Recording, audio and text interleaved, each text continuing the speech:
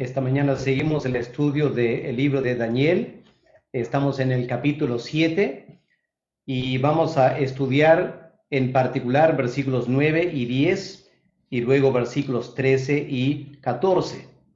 Esto es la visión celestial, que es una parte importante de esta visión que Dios le da a Daniel en el capítulo 7. Vamos a orar y pedir a Dios que nos dé entendimiento en su palabra. Padre bueno, gracias por esta mañana, por la oportunidad de estudiar tu palabra. Señor, es un privilegio poder abrir las páginas de este libro y estudiar la sabiduría que tú diste a tu siervo hace 2500 años. Padre, mucho de lo que le revelaste ya se ha cumplido. Falta una parte todavía, Señor, quizás la parte más importante. Y gracias que nos permites estudiar tu palabra para prepararnos para los eventos que vienen por delante todavía. Padre, acompáñanos ahora. Pido que el Espíritu Santo pueda iluminarnos. Padre, yo sé que las partes proféticas son difíciles de entender y necesitamos tu ayuda más que en otras partes de la Biblia. Así que, Señor, escucha nuestro clamor esta mañana. Concédenos el Espíritu Santo para que Él pueda darnos un buen entendimiento en tu palabra. En el nombre del Señor Jesús te lo pedimos. Amén. Amén. Ahora, muchos creyentes conocen Daniel capítulo 7, las 4 bestias. Es interesante que muchos también desconocen o pasan por alto la segunda parte de la visión de Daniel capítulo 7. Porque como comentamos en el primer estudio, la visión que Dios le concede a Daniel tiene dos partes. La parte terrenal, cosas que pasan aquí en la tierra, que son las 4 bestias, y luego la parte celestial, cosas que pasan en el cielo, más que nada. Y es un poco triste que creyentes se vuelven expertos en las bestias, expertos en cosas terrenales, pero casi pasamos por alto como si no nos interesara mucho el aspecto celestial. Así que permítame esta mañana tomar un tiempo para analizar lo que Dios ha revelado del aspecto celestial, que es el contexto para la parte terrenal. No vamos a entender bien lo que pasa en la tierra si no entendemos lo que pasa en el cielo y a dónde está yendo toda la historia del planeta Tierra.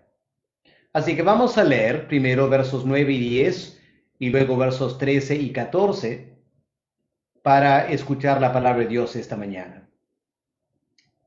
Estuve mirando hasta que fueron puestos tronos, y se sentó un anciano de días, cuyo vestido era blanco como la nieve, y el pelo de su cabeza como lana limpia.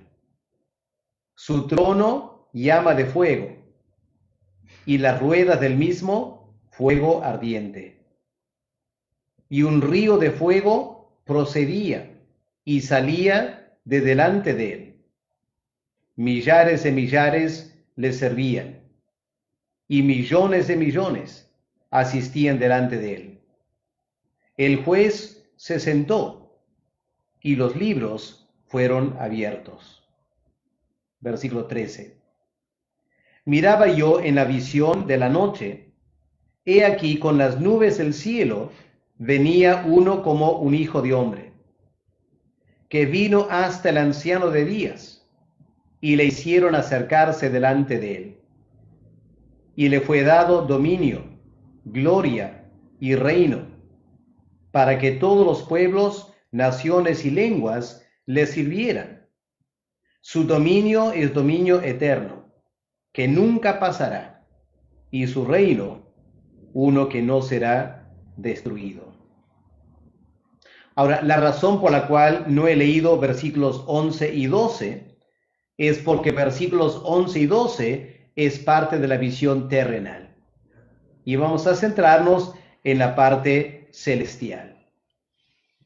En esta parte tenemos dos figuras principales. Más adelante aparece una tercera figura, que es el pueblo de Dios, pero por el momento aparecen dos figuras celestiales.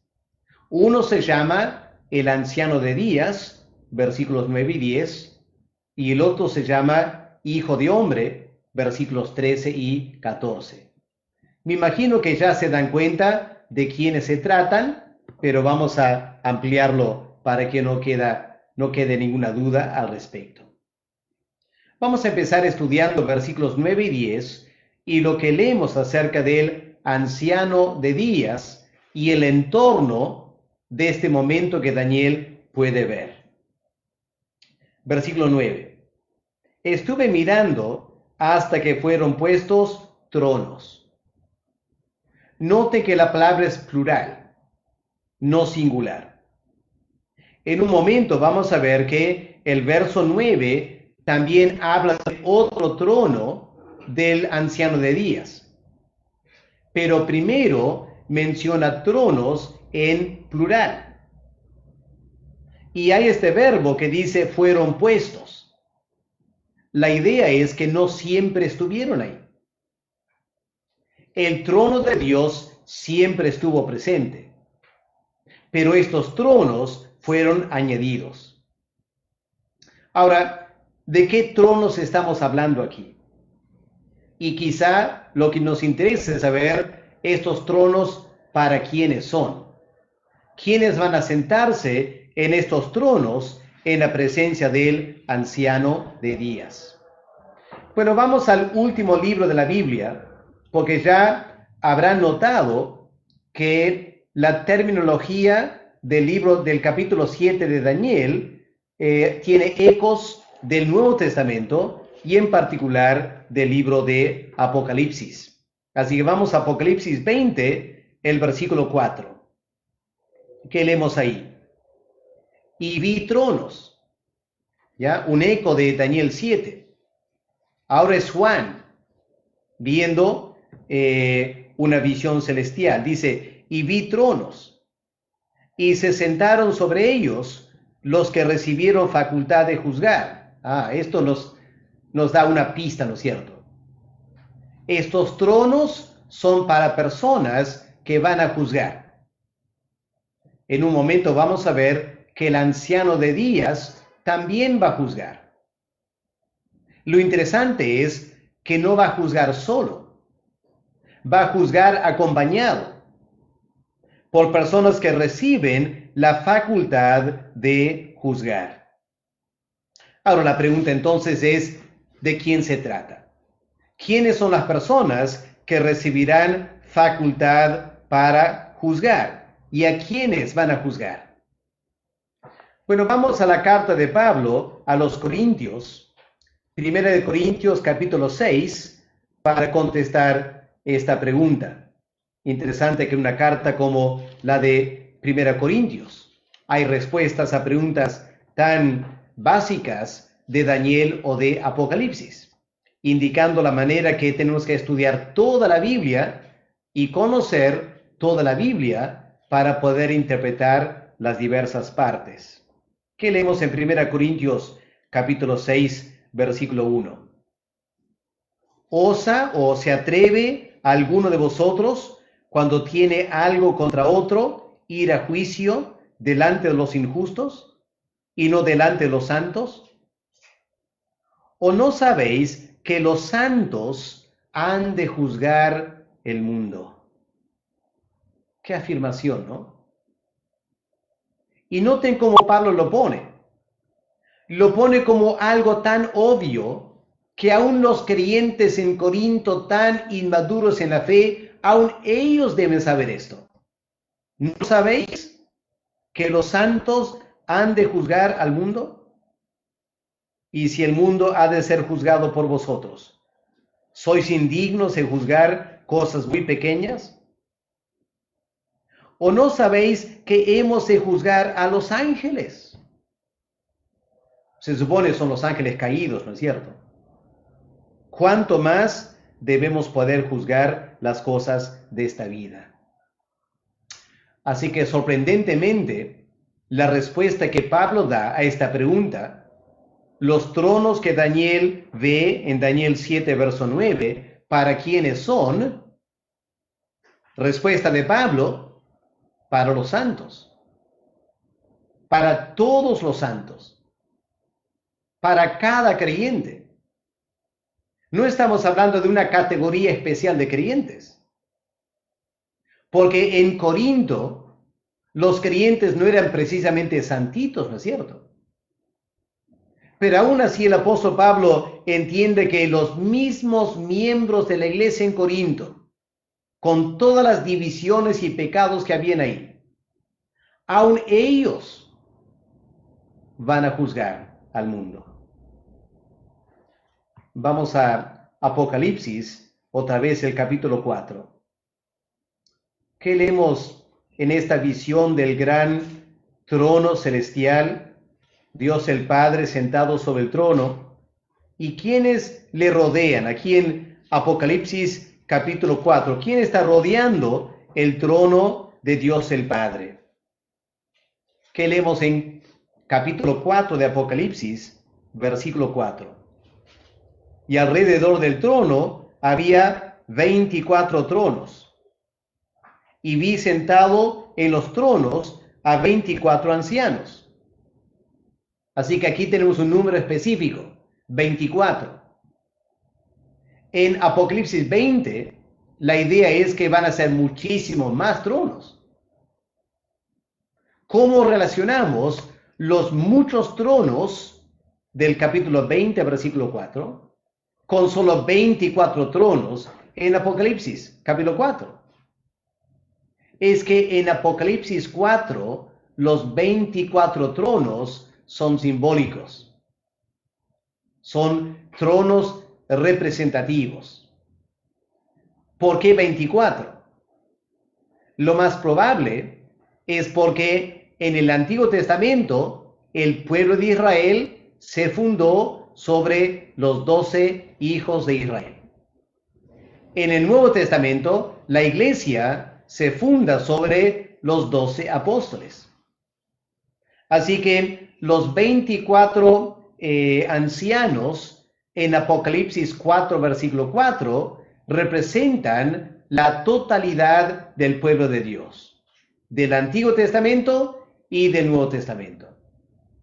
Eso queda confirmado cuando vamos al capítulo 21 de Apocalipsis y cuando leemos que la Nueva Jerusalén tiene 12 muros, 12 puertas y fundamentos, y 12 fundamentos, 12 hijos de Israel, 12 puertas, perlas, 12 hijos o los 12 apóstoles.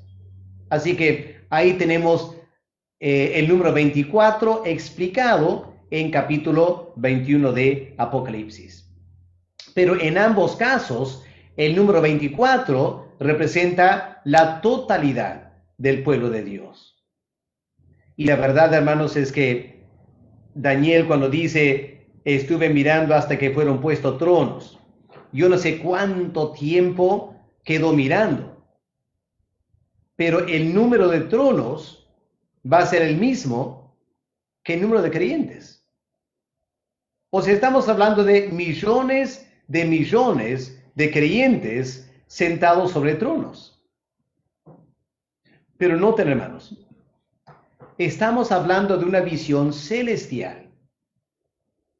No hay que tomarlo literalmente. En un momento vamos a ver el anciano de días, él también tiene un trono. Pero ¿qué piensan, hermanos? ¿Que en el cielo literalmente hay un trono y una figura sentada sobre el trono? No, hermanos, porque Dios es espíritu. Él no está sentado en ningún lugar. La figura de trono es solo para simbolizar el reino de Dios, el hecho que Él es el rey, que Él gobierna. Siendo espíritu, Él es omnipresente y no está sentado en un trono. Este es un cuadro simbólico. Ahora, los creyentes sí vamos a tener cuerpos glorificados. No somos omnipresentes como Dios el Padre. Sin embargo, estos tronos también hay que tomarlos simbólicamente. Está diciendo que los santos van a reinar con Cristo. Van a reinar por toda la eternidad. En el Antiguo Testamento, los reyes eran los máximos jueces de la sociedad.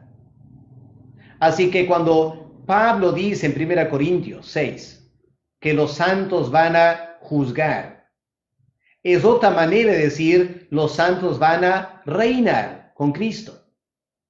Van a compartir el reino de Cristo. Y como Cristo viene en su reino para juzgar a las naciones, los creyentes que están en Cristo van a participar en ese juicio también.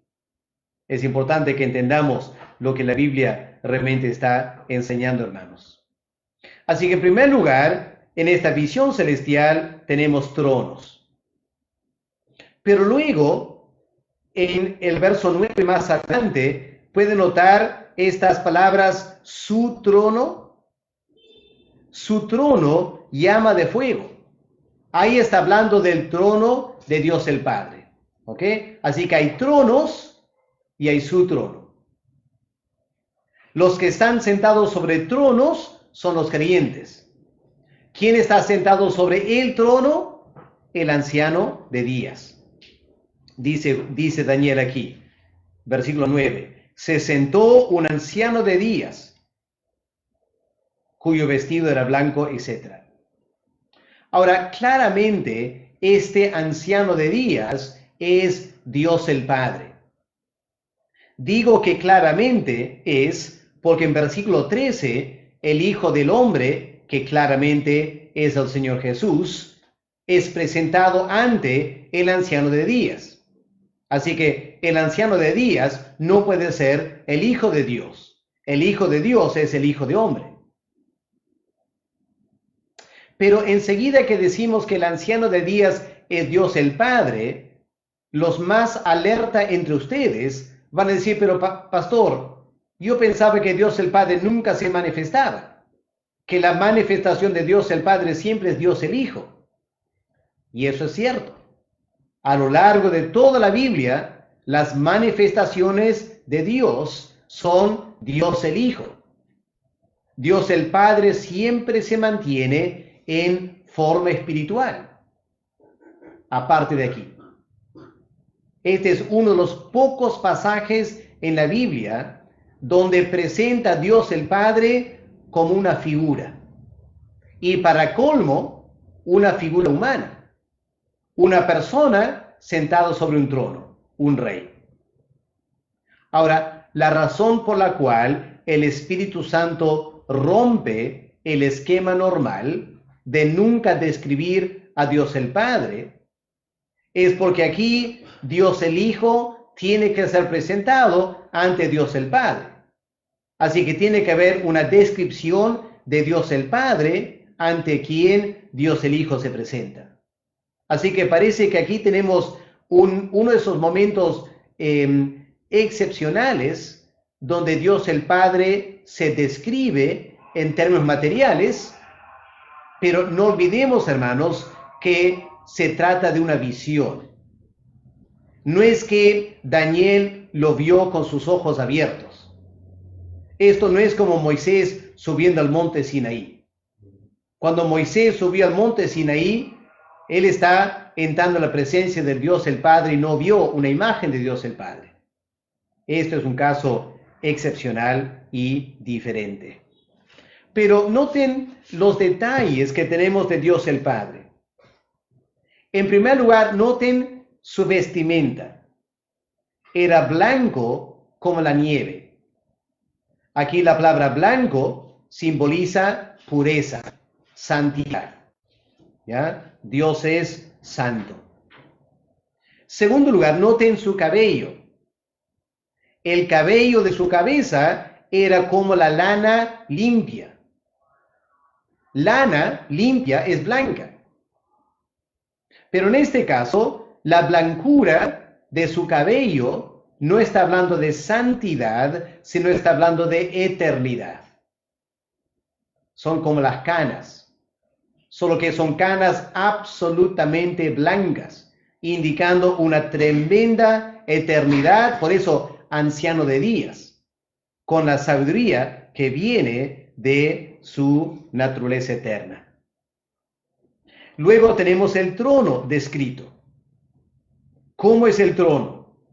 Llama de fuego. Y este trono extraño tiene ruedas. Poco difícil sentarte sobre un trono con ruedas, porque las ruedas se van a deslizar, ¿no es cierto? Va a ser un trono un poco inestable. Estas ruedas vienen de Ezequiel capítulo 1, la visión que el profeta Ezequiel tuvo de la gloria de Dios. Ezequiel siendo un profeta en Babilonia, indudablemente Daniel había leído esa profecía y Dios se manifiesta en visión tomando la visión de Ezequiel capítulo 1, un trono montado sobre ruedas. En Ezequiel 1, las ruedas del trono simbolizan movilidad, que Dios no reina en un solo lugar. El reino de Dios se moviliza por toda la tierra al instante.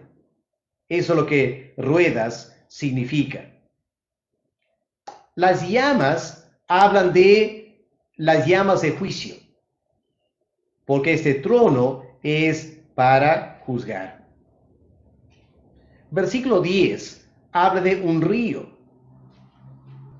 río también de fuego, muy extraño, ¿no? Pueden visualizar en su mente algo así, imaginar algo así, un río de fuego que procedía y salía de delante de él. Así que hay que pensar en un río relacionado con el trono. ¿De dónde viene esta imagen? De un río relacionado con un trono. En primer lugar, está vinculado con el Salmo 46. Si miramos un momento, el Salmo 46 y el versículo 4. Está hablando de la ciudad de Jerusalén, la ciudad de Dios, donde Dios el Rey está reinando en su trono. Y dice versículo 4, habla de un río, sus corrientes alegran la ciudad de Dios, el santuario de las moradas del Altísimo. Ahora es muy extraño un río en Jerusalén, porque Jerusalén está sobre un monte. Y no es normal tener un río de agua en un monte. Podías tener un riachuelo, algo así, pero no un río. El Salmo 46 no está hablando de un río de agua, está hablando de un río que alegra la ciudad de Dios. Es el río del Espíritu Santo, que fluye en la ciudad de Dios, alegrando los moradores de la ciudad. Vamos a Ezequiel, capítulo 47. Vamos a ver una profecía de Ezequiel que seguramente Daniel también sabía. ¿Qué leemos en Ezequiel 47, versículos 8 y 9? Bueno, está explicando un río que él podía ver. Las aguas están en versículo 1. Ezequiel 47, versículo 1. Me hizo volver luego a la entrada, está hablando del templo, la entrada de la casa. He aquí, aguas salían de debajo del umbral de la casa. Ahora, recordemos que el templo siempre está en Jerusalén, así que estamos viendo aguas, plural, que salen de debajo del umbral y van corriendo. Y si seguimos leyendo, vamos a ver que estas aguas se fueron profundizando,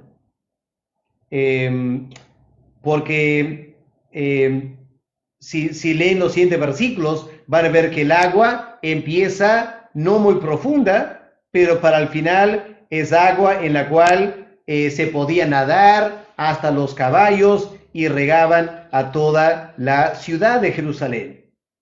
¿Y qué dice el versículo 8? Estas aguas salen a la región del oriente, descenderán al Arabá, entrarán en el mar, y entradas en el mar muerto, el mar salado, recibirán sanidad las aguas. Sí que son aguas que sanan. Y toda alma viviente que nadare por donde quiera que entraren estos dos ríos, vivirá, y habrá muchísimos peces. Y claramente este río también es una figura del Espíritu Santo. Si vamos a Apocalipsis, capítulo 22, vamos a ver otra vez un río con relación a la ciudad de Jerusalén. Ezequiel 22, versículos 1 y 2. Después me mostró un río limpio de agua de vida, resplandeciente como cristal, que salía del trono de Dios y del Cordero. Y en medio de la calle de la ciudad, a uno y al otro lado del río, estaba el árbol de la vida, que produce 12 frutos, dando cada mes un fruto. Así que, hermanos, en Daniel 7, este río de fuego es el mismo río de Salmo 46, el mismo río de Ezequiel 47, el mismo río de Apocalipsis 22. Es un río que simboliza y habla del Espíritu Santo, que claramente está vinculado con Dios el Padre y con Dios el Hijo. Así que, en realidad, aquí en Daniel 7 tenemos la Trinidad. Tenemos el anciano de días, Dios el Padre. Tenemos Dios el Hijo en la forma del Hijo de Hombre. Y Dios el Espíritu está presente en la forma de este río de agua. ¿Quién más está aquí? Daniel 7, verso 10. Miren los cortesanos, los que acompañan al rey en su trono, la corte. ¿Quiénes son? Dice que habían millares de millares que le servían, y millones de millones asistían delante de él. Parte de este grupo serían los ángeles, que rodean al trono de Dios y le sirven. La otra parte serían los creyentes, los redimidos, que también rodean al trono de Dios. Lo que Dios le está mostrando a Daniel aquí es un cuadro del trono de Dios en relación con la segunda venida, cuando se va a dar el juicio de toda la tierra. ¿Ok? Eso queda claro al fin del versículo 10, cuando Daniel ve al juez, el anciano de días, se sentó y los libros fueron abiertos. Y si ustedes van a Apocalipsis capítulo 20, van a ver el gran trono blanco y los libros son abiertos y el gran juicio del día final. Así que Daniel está viendo lo mismo que Juan ve en Apocalipsis el capítulo 20. Pueden ver cómo la Biblia está toda integrada y cómo tenemos que comparar estos libros, Daniel, Apocalipsis, para poder entender mejor la palabra de Dios. Así que ahí tenemos la primera persona, el anciano de días. El Hijo de Hombre lo podemos tratar con más brevedad. Versículo 13. Miraba yo en la visión de la noche, he aquí, con las nubes del cielo, venía uno como un hijo de hombre, que vino hasta el anciano de días, y le hicieron acercarse delante de él. Y le fue dado dominio, gloria y reino, para que todos los pueblos, naciones y lenguas le sirvieran. Su dominio es dominio eterno, que nunca pasará, y su reino, uno que no será destruido. Ahora, noten algunos detalles aquí. En primer lugar, una advertencia. Hermanos, una tendencia que tenemos en la iglesia, cuando leemos un pasaje como este, vemos la frase Hijo de Hombre, y enseguida pensamos en quién, el Señor Jesús, ¿no es cierto? ¿Y qué hacemos? Interpretamos este pasaje del Antiguo Testamento a la luz del Nuevo Testamento, ¿no es cierto? Traemos del Nuevo Testamento todo el bagaje del Señor Jesús, el Hijo de Hombre, y lo metemos aquí. Bueno, en cierto sentido está bien, podemos hacer eso. Pero mucho más natural es hacerlo al revés. Llevar al Nuevo Testamento este pasaje. Es decir, interpretar el Nuevo Testamento a la luz del Antiguo Testamento. Eso es mucho más natural, hacer eso. ¿Alguna vez se han preguntado por qué el Señor Jesús no se llamaba Jesús? Cuando se refería a sí mismo, Él no decía Jesús. Tampoco se llamaba Cristo. Muy pocas veces vas a encontrar la palabra Cristo en los evangelios. Él tampoco se llamaba Hijo de Dios. La forma predilecta de referirse a sí mismo era Hijo de Hombre. Y la pregunta es ¿por qué? ¿Por qué el Señor Jesús usó esa frase que parece una redundancia? Porque en la mente hebrea, hijo de, significa con las características de. Hijo de hombre significa un hombre que tiene las características de hombre. Parece una redundancia. Cristo usó esa descripción de sí mismo con mucha sabiduría. Porque personas escuchándolo pensarían que él solo está diciendo yo como ser humano, como hijo de hombre. Pero para aquellos que tenían más percepción espiritual, para aquellos que le escuchaban con mucho más detenimiento, entendiendo que detrás de lo que era la superficie, la fachada, por decirlo así, había una profundidad en Jesús de Nazaret que solo algunos podían ver. Y esa profundidad los llevó a este pasaje. Y algunos empezaron a pensar, ¿será que este hombre Jesús de Nazaret está diciendo que es el Hijo de Hombre de Daniel 7? Los apóstoles empezaron a entender eso. Claro, lo entendieron mucho mejor después de la resurrección. Pero les planteo, hermanos, que cuando leemos el Nuevo Testamento, cada vez que leemos esta frase, Hijo de Hombre, hay que interpretarlo a la luz de Daniel 7, versículo 13. Y en particular les hago recordar la respuesta que Cristo dio al Sanedrín cuando le estaban enjuiciando y cuando el sumo sacerdote le puso bajo juramento y le dijo, yo te conjuro por el Dios eterno, dinos quién eres. ¿Eres el Hijo de Dios? ¿Se acuerdan lo que Cristo dijo? Él dijo, tú lo has dicho, y de aquí en adelante verás al Hijo de Hombre viniendo en las nubes con gran gloria. Ahí claramente Cristo afirmó lo que estaba velado toda su vida, pero lo que realmente estaba diciendo para los que tenían ojos de fe para entender. Él como Hijo de Hombre estaba reclamando ser esta figura de Daniel 7, versículo 13. Pero ¿quién es esta persona? Esta persona, en primer lugar, se refiere al Mesías como el Hijo de David. Al Mesías como el Hijo de David. ¿Por qué lo digo? Por lo que leemos en Salmo 80 y el versículo 17. No tengo mucho tiempo esta mañana, hay mucho para explicar sobre esto, pero el tiempo nos gana.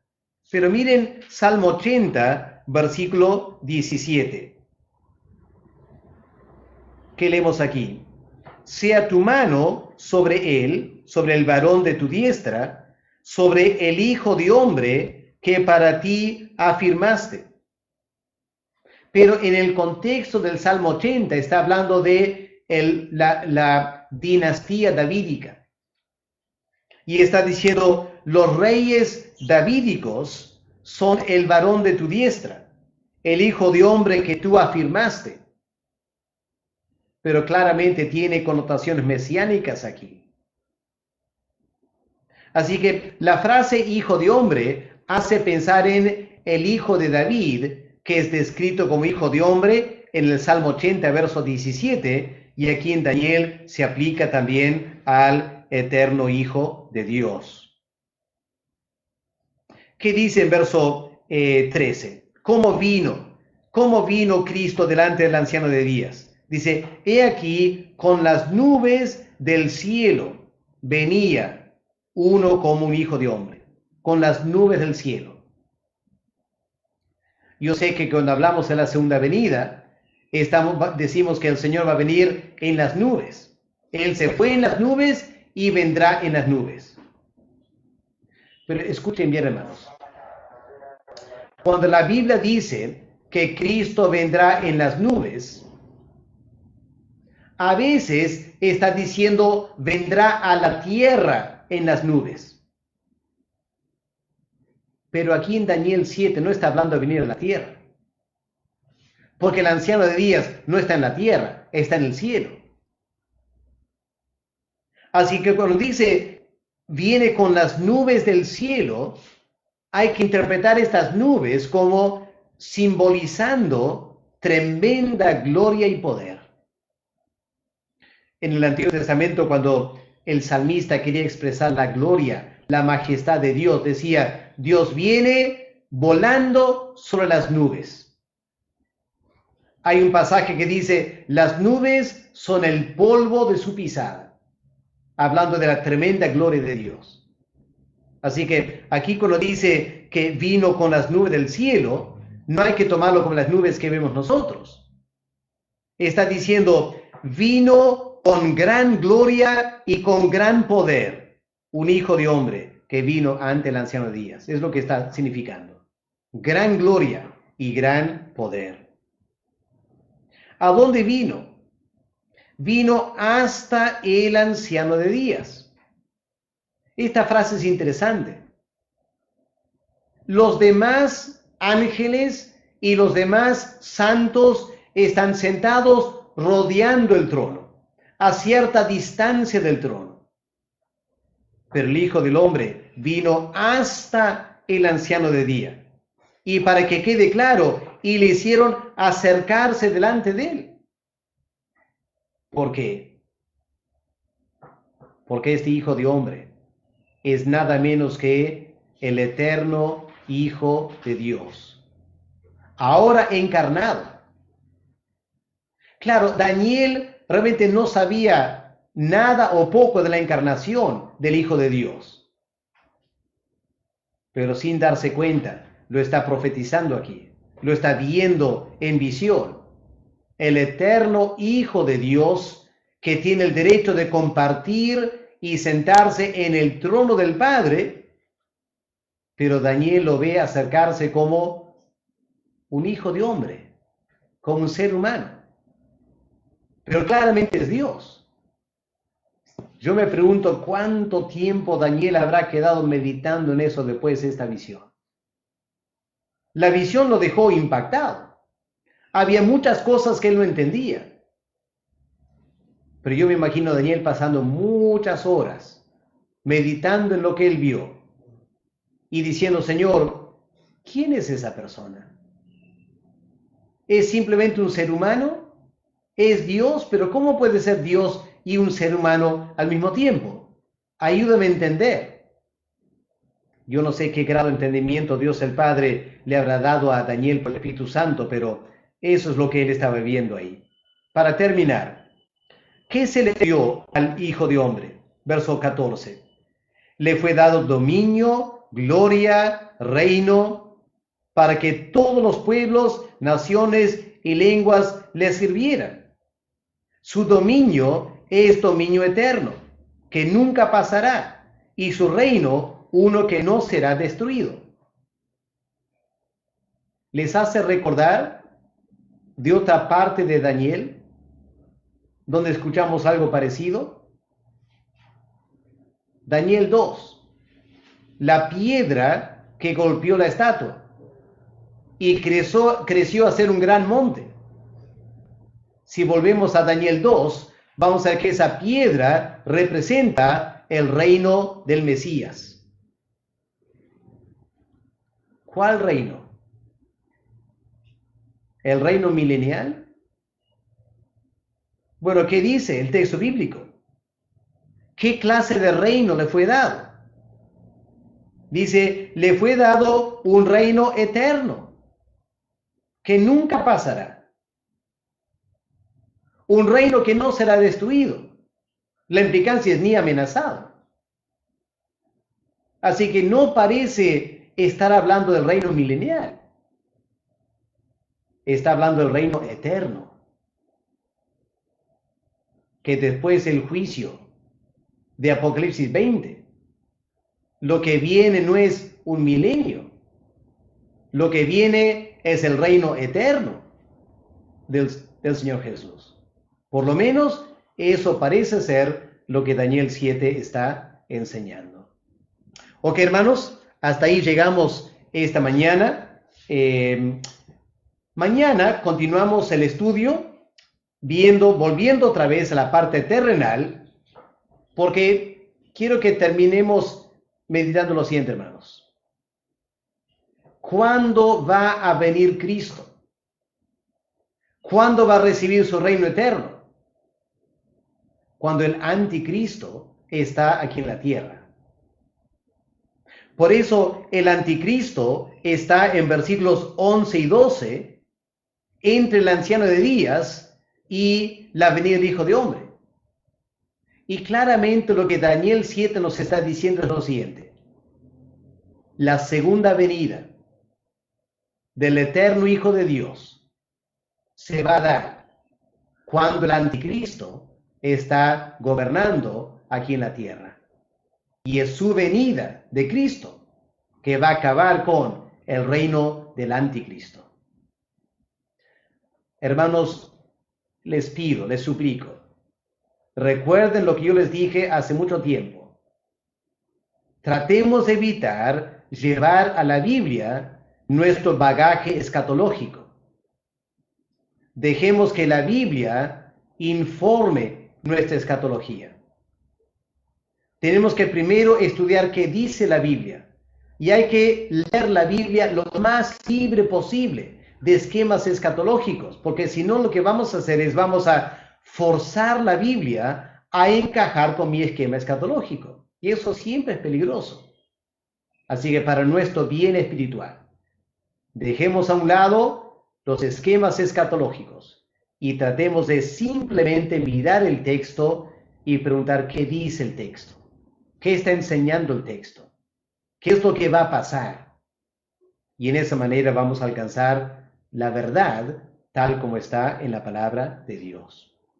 Muy bien, vamos a dejarlo hoy, hermanos, por esta mañana. Gracias por su atención. Mañana continuamos con la siguiente parte del estudio de Daniel capítulo 7. Vamos a orar y pedir a Dios que Él nos siga ayudando a entender su palabra. Señor, gracias esta mañana por poder estudiar un poco más tu palabra. Qué lindo contemplar a través de los ojos de Daniel esta visión del cielo. Porque la verdad, Padre, es que viviendo aquí en la tierra, es muy fácil llenar nuestras mentes, nuestros ojos, de las cosas que están pasando aquí que nos rodean. Y nos olvidamos que hay una realidad espiritual que, si bien es cierto no podemos ver, no deja de ser real. Y en gran medida, Señor, lo invisible es mucho más real que lo visible. Lo que vemos un día va a desaparecer. lo que no podemos ver es lo que va a durar por toda la eternidad. Así que, Padre, ayúdanos a tener ojos espirituales para ver más allá del mundo natural y ver la realidad del mundo espiritual. Y al eterno Dios, el anciano de días, gobernando sobre este planeta hasta cumplir su perfecta voluntad en cada ser humano. Gracias por tu revelación, Señor, y pido que cada día tú nos ayudes a entenderlo un poco más. Danos la sabiduría, danos el Espíritu Santo, para que podamos entender bien tu palabra. En el nombre del Señor Jesús te lo pedimos. Amén. Amén. Gracias por acompañarnos, hermanos, esta mañana. Les deseo una linda tarde, que Dios les bendiga.